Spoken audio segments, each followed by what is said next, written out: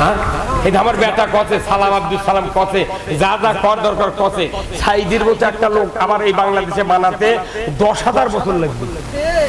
কি এমনি পুটকে পাটকি চটি মুন্সি মেলা বানান যায়, চটি মুন্সি সংসার বাঁধতে হাঁটতে যায় পাগল। ইনকে একটা বেটা চল বানাতো। মতিউর রহমান নিজামীর মতো একটা বেটা চলবা না। বর্তমানে কেউ যদি আল্লাহর ওলি দেখতে চান, ডাক্তার শফিকুর রহমানকে দেখে আসেন। ওগুলো তো আল্লাহর ওলি। আল্লাহর ওলি মানে ওইলা খানকাত বসতে জিকির করা আর মানুষের মধ্যে হিংসা ছড়ান। ওলি চিনেন? আমি 14 বছর পীরের সবার প্রধান বক্তা। আমি ফুরফুরা শরীফের পীরের হলো খলিফা। আমার বাপ দাদা নানারা সব খলিফা। ময়না ওই মৌখুরি ইশারত হাজির, এগুলো তরিকার লোক। তরিকার লোক আমার বাবু কইছে, আব্বা আপনি তো তরিকা ধরেছেন। সূরা মায়দার 35 নম্বর আয়াতে আছে, ইয়া আইয়ুহাল্লাযিনা আমানুত্তাকুল্লাহ ওয়াবতাগু ইলাইহিল ওসিলাতা ওয়া জাহিদু ফি সাবিলিহি লাআল্লাকুম তুফলিহুন। আপনি তো পীর ধরা মনে করেছেন ফরজ, আমি ধরলাম পীর ধরিতে হইবে এবং তাহলে কথা শেষ হয়নি। পীর ধরিতে হইবে এবং সংগ্রাম করিতে হইবে আল্লাহর পথে। আপনি দুই কাম আল্লাহ শিখিয়ে দিয়েছে, আপনি এক কাম করে জান্নাতে যাবেন। কোন পাগল কয় 2 বিঘা জমি ঘাস করা শুকিয়ে নিয়ে উনি 1 বিঘা তুলে হাটল দিয়েছে টাকা, পরে গারস্থ জমি যা দেখে 1 বিঘা তুলিছে, 2 বিঘা তোলেনি। তোর চলের দাম ওটি ফাটাবি। ওই নবীর দরুদ দিতে উঠে পড়তে কি শান্তি। আর জিয়াদের কথা বলি, আজকে বাংলাদেশে 16টি বছর হলে এই বারোপুর থেকে শুরু করে এই মাটিডালিতে শুরু করে বনানী পর্যন্ত এই বগুড়ার জমিনে লিল্লাহে তাকবীর আল্লাহু আকবার ধ্বনি উচ্চারিত হয় না। আমরা শুনেছি সাহাবারা জীবন দিয়েছেন বদর উহুদে। আমরা শুনেছি নবীদেরকে করদ দিয়ে চেরা হয়েছে, আগুনে ফেলে দেওয়া হয়েছে। আমরা শুনেছি ইমাম আবু হানিফাকে বিষ পান করে মারা হয়েছে। আমরা শুনেছি তিতুমির হাসানুল বান্নাকে ফাঁসি দিয়ে শহীদ করে দেওয়া হয়েছে। আমরা শুনেছি সেই মিশরে সাইয়েদ কুতুব শহীদকে তাকে ফাঁসি দিয়ে মারা হয়েছে। আমরা নিজের চোখে দেখলাম। এইবার হাসতে হাসতে ফাঁসির মঞ্চে গিয়েছে, কথা ঠিক কিনা? আমাদের 2 জন মন্ত্রী ছিলেন, আর স্বৈরাচারী সরকারের এক মন্ত্রী ছিল হাসান মাহমুদ। টেবিলে খাবার হচ্ছে 14 রকমের তরকারি। হ্যাঁ, কত 42 প্রকার তরকারি হচ্ছে। আর আমাকে আলী হাসান মোহাম্মদ মুজাহিদ প্লাস্টিকের সবুজ এক বাটি, ওটি মাছ ভর্তার একটা ডিম ভাজালে বাড়ির থেকে সাজালে যাচ্ছে। ঠিক এতগুলো তরকারি খালে তাই দুর্নীতি করবে না, ওই মুজাহিদ করবে। এমনি ওর কোনো ফাঁসি দেয়নি।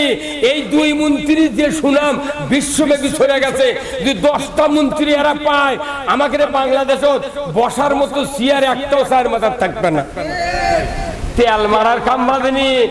জামাত ইসলামী বাংলাদেশের নাম নেওয়া যায়নি সবার।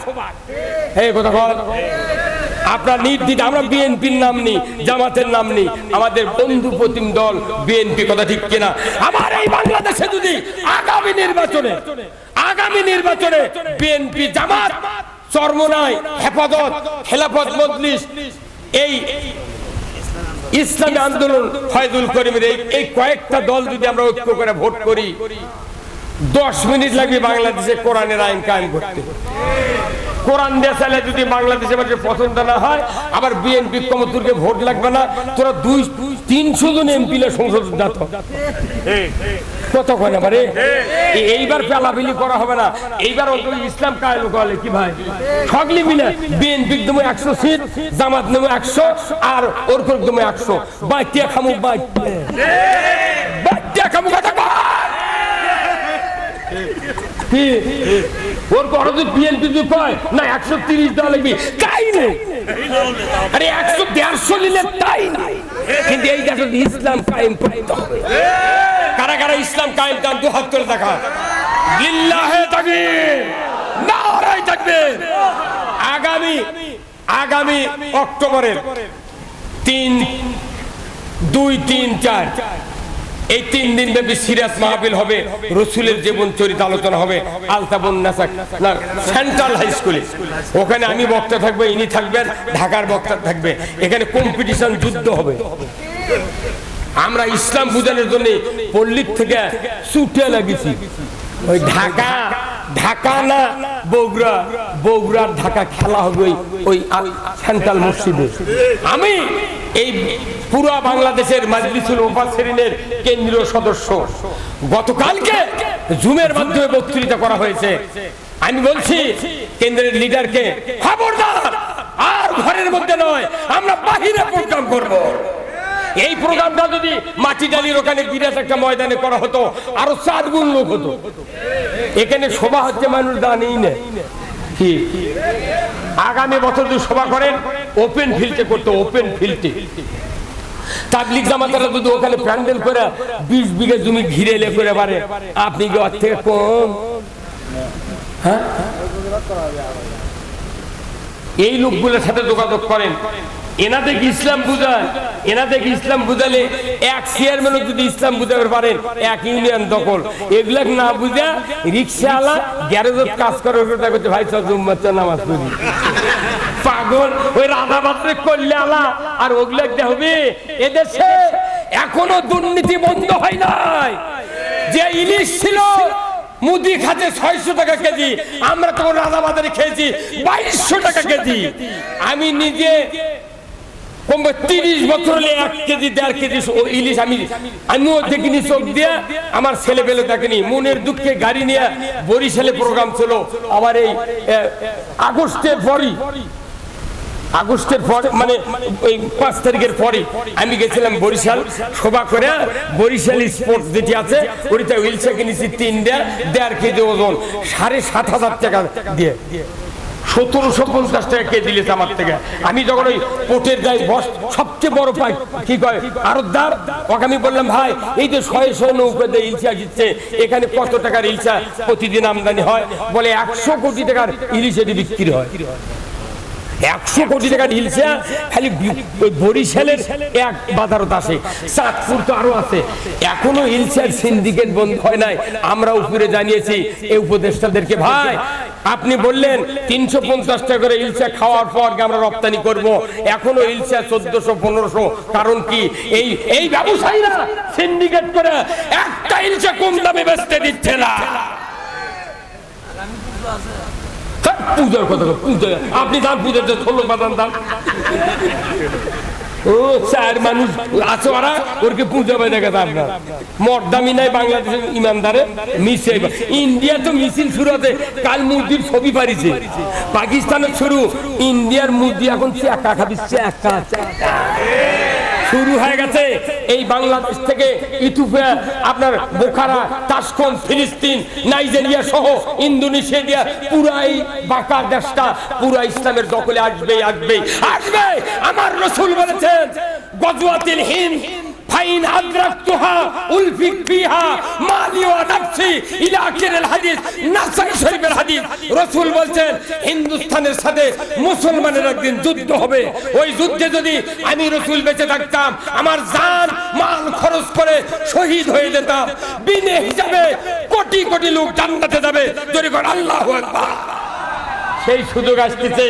আমাদের ডক্টর ইউনূস, মনে করবেন না ইনি হাতকে দিল, ইনি ফারাক্কার যখন বাঁধ ছেড়ে দিয়েছে 10টা জেলা প্লাবিত হয়নি ভাই।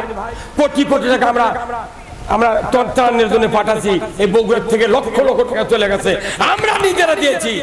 ইউনূস ডক্টর বলেছে 1 ঘন্টার ভেতরে যদি এই ফারাক্কা বন্ধ করা না হয়, ভারতের বিরুদ্ধে যুদ্ধ ঘোষণা, তখনই বিকেলে বন্ধ করবে। আর ওই স্বামী মানা করে পারেনি।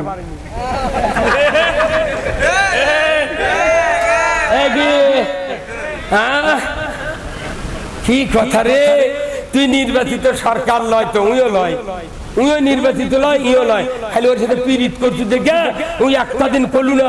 এই যে বিএসএফ বলে মারা ফেলে দিচ্ছে, একটা দিন করলু না।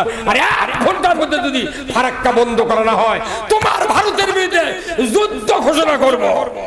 খালি দোয়া করেন পাকিস্তানের ইমরান যদি খালি পাস করে তে পাকিস্তান আর বাংলাদেশ দিয়া ভারতের মুদি চাকা চাকা চাকা। এই চাকার দৃশ্য সেন্ট্রাল হাই স্কুল ময়দানে আমি দেখে দেবো।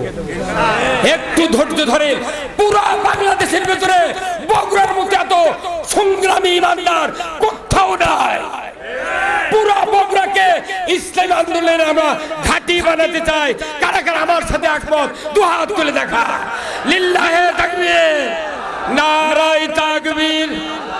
বগুড়ার মাটি, বগুড়ার মাটি ইসলামের ঘাঁটি। লিল্লাহে তাকবীর। মা বোনেরা যারা আছেন আপনাদের একটু কাজ করতে হবে, বাড়ি বাড়ি দাওয়াতি কাজ করা লাগবে। পুরুষ আপনাদের দাওয়াতি কাজ করা লাগবে। ওই নামাজ হলো হজ জাকাত যে আজকের বক্তৃতা ওগুলো বহু কয় হয়ে গেছে, কি সব হয়ে গেছে। এখন কথা হলো ইসলাম বিজয় করতে হবে। একটাই কথা, এক দাবি এক দফা, ইসলামকে আমরা দেখতে চাই। তুমি যদি ইমানদার হও, তুমি যদি ইসলাম না চাও, বোঝা যাবে তুমি ইসলামের বিরুদ্ধে। এই বাংলাদেশে আগামী নির্বাচন হবে ইমানদার আর মুনাফিকের খেলা। যাই ইসলামের পক্ষে ভোট দিবি তাই ইমানদার, যাই ভোট বাইরে দিবি বোঝা যাবে তোর দৌড় করবি। মামলা খাতে খায়নি তারা, সেদিন মাথা মধ্যে কি ভাইয়ের হাসি মামলা আছে যে একটা।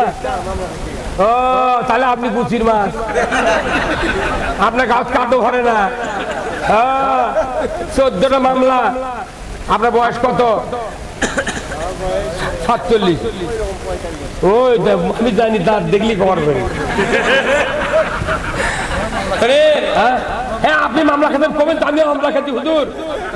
হ্যাঁ এগুলো কথা বল। এই যে আপনাকে বগুড়ার মাসুদ না একটা কমিশনার, এই খাটো করে মাসুদ 146টা মামলা। কিরে বগুড়া সদরের মামলা দিয়েছে আমার 3টে। আমি মাহফিল করেছি পাবনা, হেমায়তপুর, সানির দিয়ার, কৃষ্ণ দিয়ার ওই কেন্দ্রীয় মসজিদে। আর এখানে সপ্তপতি মার্কেটের আগে কি হচ্ছে আমি জানি না। আমি আছি সবার পরের দিন সকালে আমার কাছে ফোন করে করছে জেলার নেতারা, করছে আপনার নামে মামলা হয়ে গেছে। আচ্ছা হয়ে গেছে, ওটি হাজিরা দাও। কথা বুঝছে? আমার বাড়ি 60 কিলো দূরে, আর আমার নামে মামলা দিচ্ছে। কেউ কিছু কয়নি। ওই জুলহা লোক এখানে আনবো, ওর পাওয়ার দড়ি লেগে টানিয়া ছিঁচতে শ্বাস করবো। আমি গত 4 দিন আগে ঠাকুরগাঁ 10 হাত ছিঁচড়ে নিয়ে গেছে। আমি যা শুনেছি যখন এই কথা, আমি বলি ওই আনামূলক মোবাইল করে নিয়ে আসো, ওক দেখবো তারপরে বক্তৃতা। তাছাড়া আমি বাড়ি চলে যাবো। পরে ওটি আসলো, বক্তৃতা শুরু করছি। ওটি কোনো বক্তৃতা হবে না, জনসভা হবে। আমি বললাম এই চেয়ারম্যান কথা আসেন, বলছে হুজুর ওই নাই ভারতত গেছে। কে গেছু গা? এই গেছু গা তুই তুগলে ইসলাম কায়েম করবা। কত শক্তি দেখে আল্লাহ জালিমে চিরদিন জীবিত রাখে না, ক্ষমতায় রাখে না। আমরা কাউকে প্রতিশোধ দেব না। আমরা ওদেরকে নিয়ে আপনাদেরকে নিয়ে এদেশে ইসলাম কায়েম করতে চাই।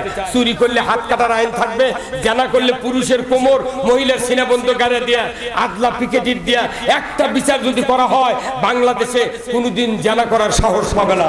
চুরির যদি হাত কেটে দেওয়া হয়, একটা চোর চুরি করবে না, কথা ঠিক কিনা?